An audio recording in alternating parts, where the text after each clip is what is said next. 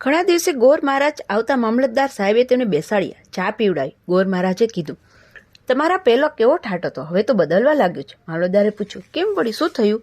ગોર મહારાજે કહ્યું, ગામમાં બધે એક જ વાત ચર્ચાય છે કે પૈસા લીધા વિના હવે મામલતદાર પાસેથી કામ થતું નથી. મામલતદારે કીધું, હું તો એક પૈસો ખાતો નથી. ગોર મહારાજે કહ્યું, તમે ભલે સાચા છો, પણ તમારા મામા પૈસા લે છે, તેથી તમારી બે આબરૂ થાય છે. સાહેબ કહે, મને શું ખબર, એ મારા મામા નથી, મારી પત્નીના મામા હશે. સાહેબે પત્નીને બોલાવીને કહ્યું, આપણા કુટુંબની આબરૂ તારા મામાને લીધે જતી રહેલી છે. મામા પૈસા ખાય છે. પત્નીએ આશ્ચર્ય વ્યક્ત કર્યું, એ મારા મામા નથી, તમારા મામા હશે. જિંદગીમાં પહેલા તો ક્યારેય એ મામાનું મોં પણ જોયું નહોતું. મામલતદાર કહે કે મને એમ કે તારા મામા છે, મારે તો પોતાનો કોઈ મામો નથી. તારા મામા ગણીને મેં ઘરમાં રાખ્યા, નહીતર કાઢી ના મૂકત. ગોરને કહ્યું કે જરૂર કંઈક ગોટાળો થયો છે, આ મામો આવ્યો ક્યાંથી? મામલતદારની પત્ની કહે, હું સમજતી હતી કે તમારા મામા છે, તેથી મારે શું પડ્યું હોય? તમે જો મને ઓળખાણ ન કરાવો તો મારે જાણીને શું કામ છે?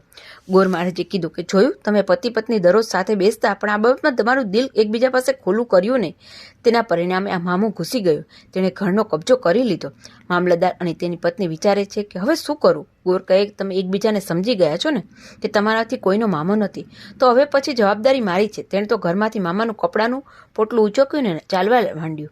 મામાને તો ખબર જ નહીં કે પોતાના ઉપર સાડા સાતી આવી રહી છે. એ તો ઘરમાં 2 વાર જમીને કચેરીએ પૈસા ખાતા બેઠા હતા. ગોર મહારાજે બજારમાં મામાની શોધ માટે નીકળ્યા. મામા તો આરામથી એક દુકાન પર બેસીને તડાકા મારતા હતા. તાલુકા મામદાર સાહેબના મામા એટલે તેમનું તો માન વધી ગયું હતું. કોઈ પણ દુકાને તો ચા પીવા તો મળે જ. એક દુકાન ઉપર ઉભેલા મામાને જોઈ ગોર મહારાજે ગભરાયેલા વાંચે કહ્યું, આમ એક બાજુ આવો મામા, બહુ મોટી આફત આવી છે. મામા કહે, શું છે વળી, બોલો.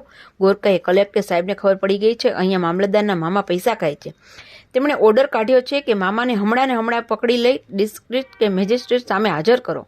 આમ તો મામલતદાર સાહેબ રહ્યા ભલા, તાર વાંચતા જ તેમને થયું, બહુ દુઃખ થયું, પણ પછી મને કહે કે આપણા મામા ઉપર આ આફત આવી છે, તો રસ્તો કરો. તેમને મને આ કપડાનું પોટલું આપ્યું છે અને કહ્યું છે કે હમણાં મામાને આપીને કહો કે ગામ છોડીને ભાગી જાય.